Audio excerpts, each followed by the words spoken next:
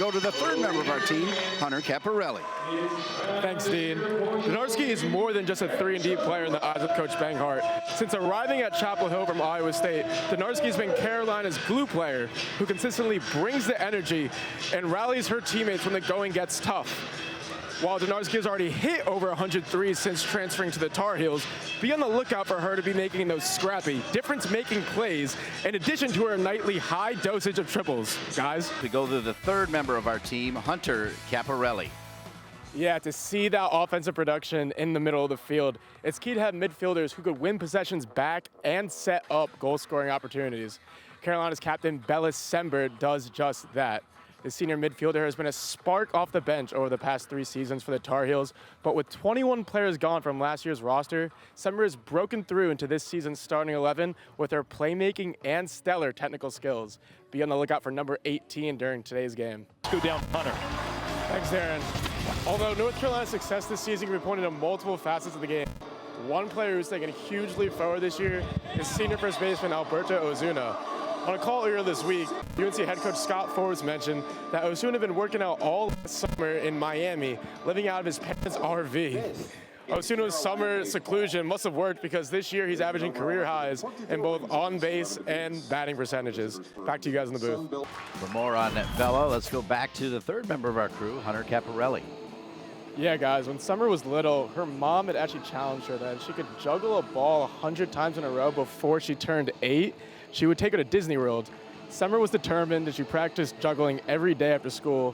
Not only did she beat her mom's challenge of 100, but she was able to get to 2,000 in a row. So that summer during a family reunion in Florida, Summer's mom kept her word.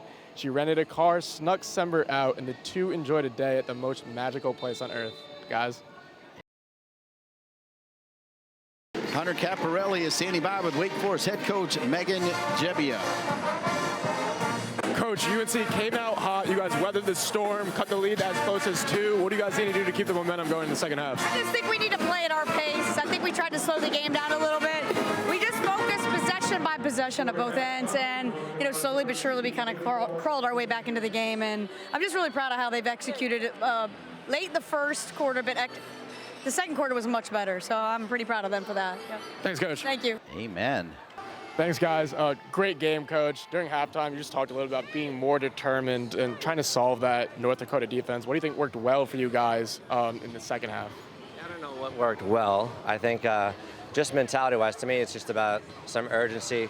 The game posed a different challenge than it has all year. So that could be a game, if we're fortunate to get to the NCAA tournament, that could look like one of the games. And teams come in here with a strategy to try and neutralize us, and they put a lot of numbers in, so it's challenge, some patience, a little bit of determination in the box, some discipline, better quality passing, so it posed some challenges for us, and I thought we did a better job in the second half. Awesome. And you had some great praise for Bella Summer earlier this week, saying she represents college sport at the highest level. So what do you enjoy most about watching her play? Look, she is exactly what you want as a player, someone that cares about her university, cares about her teammates, wants to get to the highest level, and she's worked 3 years to get this opportunity and lead the team. And honestly, for anyone that's in college sport, she's a great example of someone you'd want on your team to represent. Thanks, Coach. Good luck with your guys' game.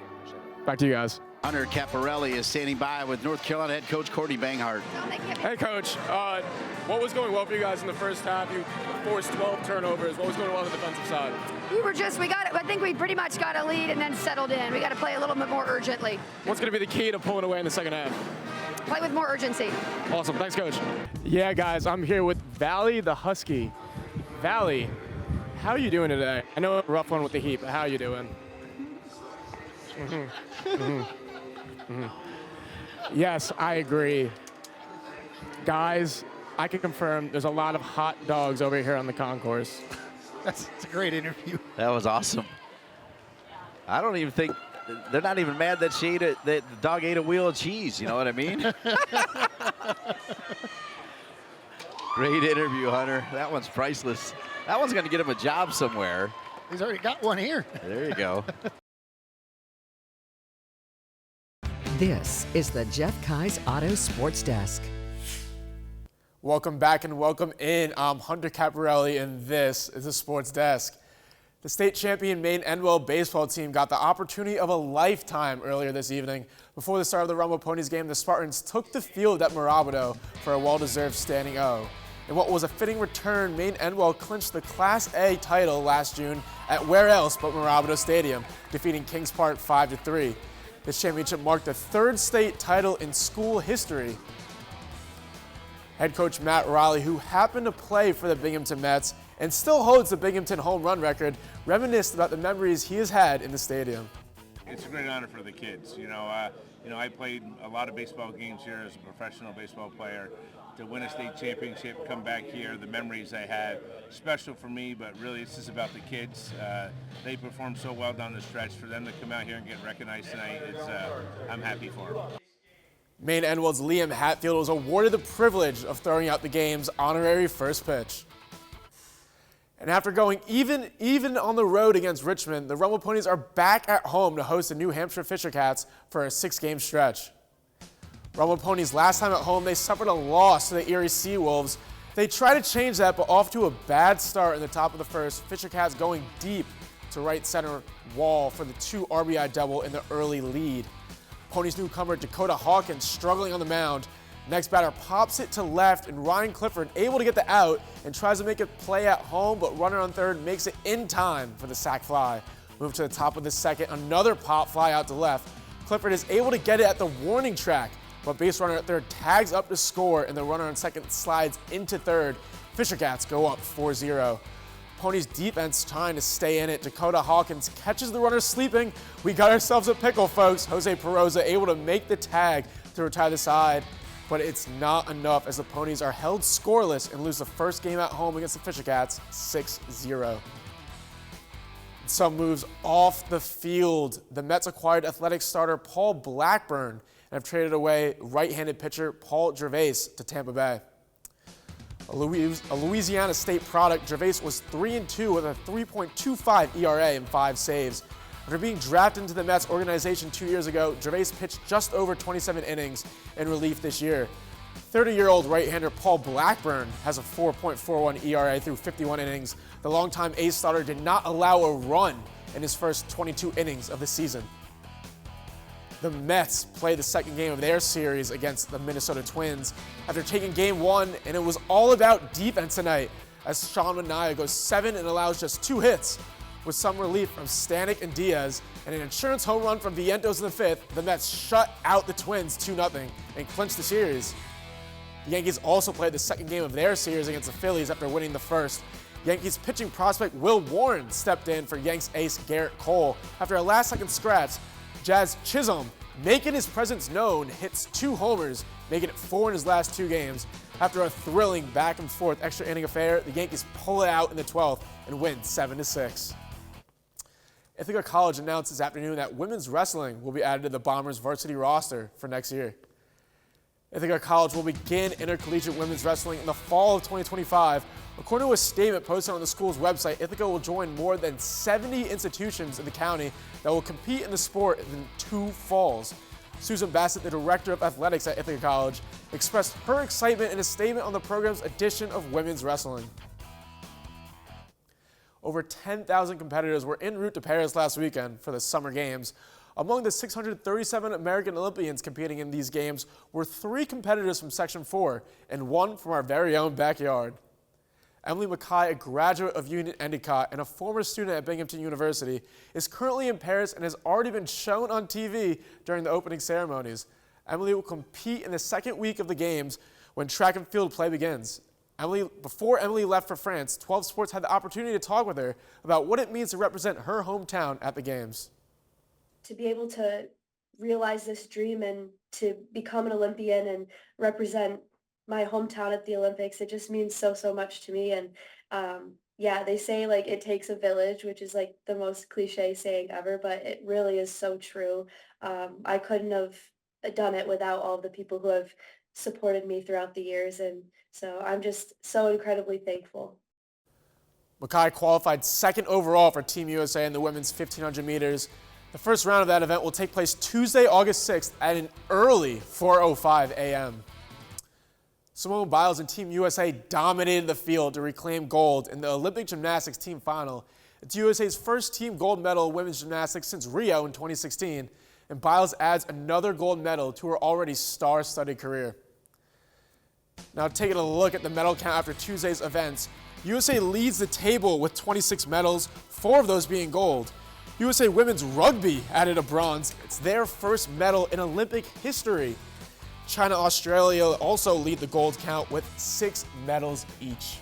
This is the Jeff Kai's Auto Sports Desk. Welcome back and welcome in. I'm Hunter Caparelli, and this is the Sports Desk. Maine Annual head coach Matt Raleigh has a rich history at Mirabito Stadium, having spent 2 seasons with the Binghamton Mets. On Tuesday, he will return to downtown Binghamton, accompanied by his state champion Maine Annual Spartans baseball team. The Spartans will be recognized before Tuesday's Rumble Ponies game against New Hampshire. Maine Annual clinched the Class A title in June at Mirabito Stadium, defeating Kings Park 5-3. This championship marked the school's 3rd state title ever, and the state champions will take the field once more before the Ponies' first pitch on Tuesday, scheduled for 6:35. And speaking of the Rumble Ponies, Binghamton made a number of moves to their bullpen. Fairfield's own Trey McLaughlin was sent up to the AAA Syracuse affiliate from the Ponies, while right-handed pitchers Dakota Hawkins and Jeffrey Colin will both be arriving in Binghamton this week for the start of their home series. And the big club is also making some pitching changes in a surprising move. The Mets cut veteran reliever Jake Diekman and promoted lefty Matt Gage from Syracuse. Diekman was 2-3 with a 5.63 ERA and 4 saves after signing a $4 million contract with the Mets last February. And the Mets continued their 7-game homestand, opening up against the Minnesota Twins. The Metropolitans' offense was on absolute fire, with every batter in the lineup getting at least 1 hit. Jose Quintana went 6 innings and just allowed a single run. The Mets get back to their winning ways and demolish the Twins, 15-2. And the Yankees began the week down in Philly after winning their last series against the Sox. The Bronx Bombers played to their nickname Monday night. Aaron Judge and Yankee newcomer Jazz Chisholm both homered twice, with Rice and Volpe also hitting balls out of the park.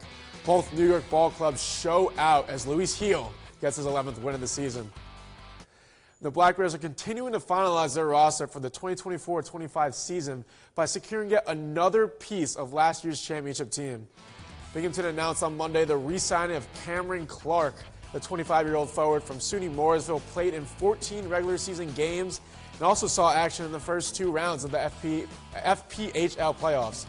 In the second round against Motor City, Clark was named a first star in Game 1 of the series, scoring twice, including the game-winning goal. With this re-signing, Clark becomes the 8th Black Bear to be signed or re-signed this offseason. The Paris Summer Olympic Games kicked off over the weekend, featuring some of the Team USA's biggest stars in the spotlight. The opening weekend of the Games is traditionally marked by gymnastics, swimming, and the beginnings of the basketball and soccer tournaments.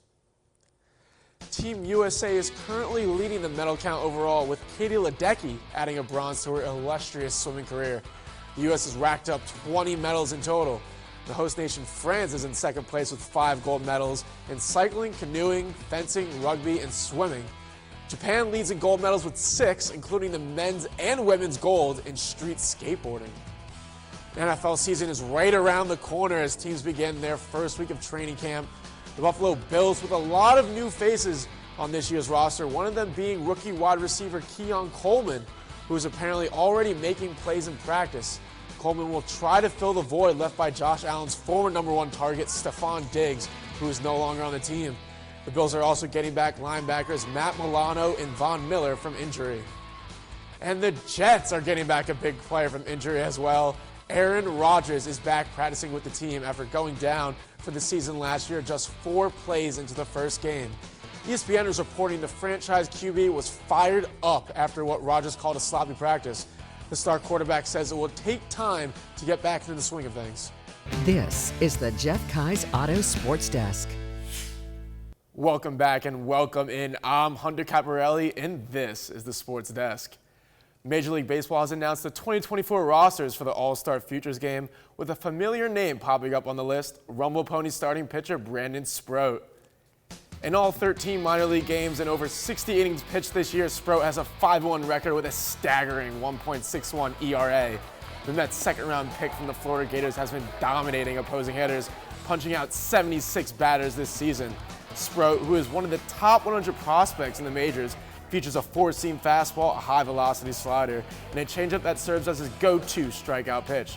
Sprout's teammate, Yohander Suarez, who leads the team with 72 innings pitched this year, was on the bump for the Ponies tonight.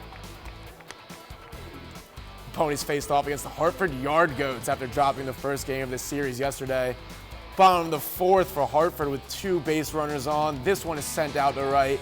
That brings one across for the Yard Goats and evens the game up at 2. Hartford goes ahead, though, with the very next batter. Line drive right up the middle. Another run comes home for Hartford. Yard Goats up 3-2. Rumble Ponies respond, though. Matt Rudick with a hard-hit single. And then with the bases loaded and Ryan Clifford up, that gets to the backstop. Alex Ramirez comes in to score. And then off the balk, Rudick would come all the way around after his single to start it up. High-scoring affair on Tuesday at Mirabito. Hartford picks up the win as Wyatt Young is thrown out at home in the bottom of the 9th. He would have been the tying run. Goats get the win, 8-7. The Mets and Nationals are playing extra baseball for a second straight day. Mets put up a crooked number in the free frame once again. Iglesias, Nimmo, Vientos, and Alonso all with an RBI in the 10th inning. Mets pick up the win 7-2 and are back up a game over 500. The Yankees are still looking to find a rhythm here in the dog days of summer. For the 4th straight series, the Bombers find themselves on the wrong side of Game 1. Aaron Judge hits his 32nd home run of the year, but it would not be enough as the Reds get the win in the Bronx, 5-4. The Binghamton All-Star Baseball team is looking to make history, but to do that, they will need some help from the Binghamton community. This is the first year the Binghamton Recreation League had both a 14-under and 16-under baseball team make it to the Williamsport State Finals. Since the team was just created a few months ago, it's the first time a Binghamton baseball team will go to the state finals at all.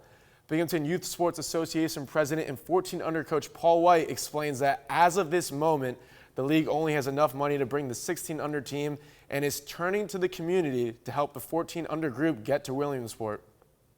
Everything that we do at BYSA, the Parks and Rec department's for the kids. If I had the money in my pocket, I'd give it up for them in a heartbeat. I know we've got a lot of donors already, a lot of sponsors from the area, but everything that we do, we just want to make an opportunity for some kids that may never have this opportunity ever again. With the state finals coming up next week, White is pleading the community to donate soon if they are able. You can find the link to their GoFundMe in this story on our website, wbng.com. Student athletes at Binghamton University will be excited to hear this. The school announced they have agreed to partner with Mogul, a third-party name, image, and likeness agency. Mogul intends to connect the Bearcat athletes with Southern-tier businesses in addition to other resources. The agency's main objective, to maximize the athletes' NIL potential. By helping to create a marketplace for Binghamton athletes, Mogul will open the door for Bearcats to explore what NIL options they may have on the table and put these opportunities to good use without harming themselves financially.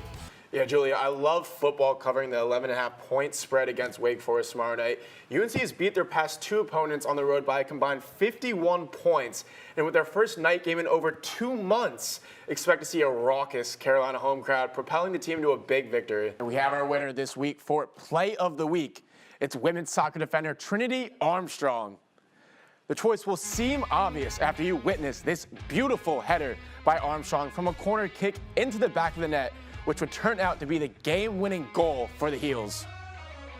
Yeah, Caroline, I'm super high on this year's team coming off a Sweet 16 run from last March. Particularly interested in watching this year's 5-star freshmen Ian Jackson and Drake Powell. Now, last Monday, we gave you guys 2 plays to vote on for Play of the Week, and this week's winner is Carolina women's soccer junior defender Emerson Elgin. The Heels find themselves with a corner, already holding a 4-0 lead late in the match against Clemson. The ball ricochets out to the top of the box where Emerson Elgin is waiting in the perfect place to hit a one-time screamer into the back of the net, her first career college goal. The NCAA Tournament Selection Show was last night, and it's official. The only undefeated team in the nation, the Carolina Tar Heels, are the #1 overall seed in this year's tourney. UNC will host the play-in round, first round, and second round. The Heels will play the winner of Delaware and Fairfield in the first round, and if they win, will play either Maryland or Duke. Now, last Monday, we gave you guys 2 plays to vote on for Play of the Week, and this week's winner is Carolina football senior wide receiver Nate McCullum. This misdirection by quarterback Connor Harrell, he finds McCullum on an end around, and the rest is all McCullum. one missed tackle, a second missed tackle, and a third missed tackle into the end zone for the emphatic touchdown. These guys brought out their inner dog on Saturday to help UNC's defense to its best game of the season so far. Well, Hunter, like you said, best game of the season so far, snapping a 4-game losing streak, winning 41-14. If you're Mac Brown and the Carolina Tar Heels, how do you continue on this momentum, hopefully ending the season on a high note with 4 games left in the season? Yeah, Kyle, I believe it starts with the defense. On Saturday, the Heels recorded 10 sacks against Virginia, the most sacks Carolina's had in a game since 2000. So if Jeff Collins can continue drawing up coverages to get pressure on opposing quarterbacks, I think UNC has a great chance to secure a bowl game this year. Carolina's victory solidified an All-ACC College Cup, and on Friday, UNC will face Duke for the 4th time this season. Duke won the 2 regular season matches, but the Heels defeated the Blue Devils in the ACC semifinals. The winner of Friday's match will take on the winner of Stanford and Wake Forest to play for the NCAA championship. 12 Sports' Hunter Caparelli has more of the weekend's final event at Cooperstown that concluded the class of 2024 induction. Earlier today, the class of 2024 inductees were featured in a Legends of the Game roundtable. The event occurred at the historic Doubleday Field as the latest Hall of Famers reminisce about their careers and induction into Cooperstown. Helton spoke about former Rockies manager Clint Hurdle, who was not only his minor league and major league hitting coach, but also his mentor and friend. He's my confidant. He's the guy I can talk to about anything. And he's just made me a better person. And he's somebody that I can trust, which is very important. Helton provided his advice to the younger ball players who have aspirations of making it to the big leagues. Number one is just figure out what works for you and be dedicated to what you want to do. Everything is possible in life. And I think if you put your mind and your heart into it, you can accomplish anything. Maurer also spoke about passing on knowledge to younger generations, as well as the significance of this Hall of Fame class to himself. This class is special to me because these guys did it the right way, and you appreciate the way that they did that, and you try to emulate that and pass that along to the younger generations. You know, the game, I think, is in a great place, and you know, it's fun to see this week, you know, the eras before you, and then you try to pass along the things that you've learned to the young guys coming up. And it's a wonderful game, and I just hope it keeps getting better and better. Nealon closed out the roundtable with a message to people who have ambitions of becoming a major league manager, but may not have the professional playing background. I spent 18 years in the minor leagues before I got a day in the big leagues, and I managed 11 years in the minor leagues. I never got out of Double-A, and I was a backup catcher there. So I hope that this is an inspiration for all those guys not to give up, because I hope that I'm living proof that there is a chance. With the 2024 Hall of Fame weekend wrapping up, Cooperstown is already looking towards next year with names like CeCe Sabathia, Billy Wagner, and Ichiro on the ballot. Reporting from the Baseball Hall of Fame, Hunter Caparelli, 12 Sports, Otsego County. 12 Sports' Hunter Caparella has more on the historic signing. After going undrafted in April's NFL draft, Derek Sluka received his 3rd look from the NFL team following rookie minicamp invites to the Kansas City Chiefs and San Francisco 49ers. The Indianapolis Colts were short at depth in the secondary, so they decided to take a chance on D3Football.com's Region 2 Defensive Player of the Year. Sluka believes Ithaca's football program is the reason he's received this opportunity. Just buying into the program, the training programs they were giving us in the summers and the springs, and just kind of really just putting my head down and grinding. I think that's kind of what allowed me to have this opportunity and kind of have that door open up when I got done with my career at Ithaca. Sluka put together one of the most productive seasons in 2023 for the Bombers, as he was named an All-American by D3Football.com, AFCA, and Associated Press. Ithaca head coach and defensive coordinator Michael Terper spoke about Sluka's motor and work ethic. He's tireless. He's obsessed with the process, and I'm just so proud of him. Really excited. I'm not surprised, but I'm really excited for him because he's put a ton of work in, and it's not the easiest to get this type of attention at the Division III level, but you got to be dominant to do so. Sluka finished the 2023 season with 6 interceptions and logged 51 total tackles at his free safety position. However, Sluka will move to the other side of the ball and play wide receiver when he returns to Indianapolis for training camp. Sluka spoke about the uneasiness of the transition between positions. Thing I hadn't played it since high school, my freshman year of high school. So it was like kind of just going out there. My mindset was just show my athleticism, and then now I've gotten a chance to actually, now these last 6 weeks, to kind of just dial in on the receiver stuff. Although Sluka went undrafted, Coach Terper added his expectations of him potentially making the final roster. Now he knows he belongs. And now he's going to outwork everybody. So I'm not going to be surprised when he eventually makes the team and makes a major impact in the NFL. Sluka will be just the third Ithaca College graduate to play in the NFL and the first since 1967. Reporting from Ithaca College, Hunter Caparelli, 12 Sports, Tompkins County. 12 Sports' Hunter Caparelli joins us now from the Hall of Fame. Hunter, how's the weekend getting into full swing today? Thanks, Zach. Fans are taking over Cooperstown this weekend with a magical experience with the Wizard. Hall of Famer Ozzie Smith took it upon himself to help fans make some new memories with his unique event, Take Two with Ozzie. Ozzie Smith's annual fundraiser for the Turn 2 Museum's educational program gives fans a unique opportunity to experience on-field moments and hear stories from Smith and his fellow Hall of Famers, Jim Cott, Fred McGriff, and Scott Rowland. Smith says he has always looked to give back to the fans since his playing days. Continue here on a higher level, because we're now able to take the guys that played the game the right way and bring them out here and give people an opportunity to visit with them on a one-on-one level. And I think that's what fans look for. The event began with an exclusive morning reception in the Hall of Fame Plaque Gallery, which then moved to the historic Doubleday Field for interactive stories and skill instruction. Rowland, who was inducted last year in the class of 2023, says he's excited this time around to truly take in all the moments with his family. Oh, it's great. Like I said, last year was pretty hectic for sure. This year's a little quite a bit more relaxed and enjoy it with my family and take a few breaths and look around a little bit. Rowland was also asked how he has specifically seen the defensive game in the major leagues change over the last 20 to 30 years. The idea was to get the ball in the zone, get it on the ground, and, turn double plays. You watch Maddox do it, you watch all those guys do it, and that's kind of the era that I came up in. Walt Jockey was the GM in St. Louis when I was there, and that's how he built the team. He built the team for infield defense and ground balls. And so that's not necessarily what's happening in the game right now, but that's the game that I really like, and, I think it'll head back that way before too long. Smith and Rowland both became Hall of Famers as members of the St. Louis Cardinals. Smith now serves as an education ambassador for the Baseball Hall of Fame Museum. He also says this event is a highlight of the weekend for him each year. Reporting from Cooperstown, Hunter Caparelli, 12 Sports, Otsego County. 12 Sports' Hunter Caparelli is here live at the course and has more on how this helps the community. Thanks, guys. Established in 2011, the Dick's Sporting Goods Foundation is a non-profit corporation with a mission they say is to inspire and enable sport participation. In 2014, the Dick's Foundation created its flagship initiative, the Sports Matter program.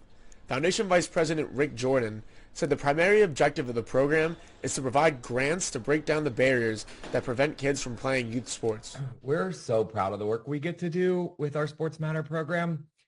We believe at Dick's that sports change lives, and a big component of that is youth in our community. A new program created last year by the Dick's Foundation, 75 for 75, provides 75 Sport Matter grants of $75,000 each to youth sport programs around the country in order to buy equipment like this baseball bat or this glove.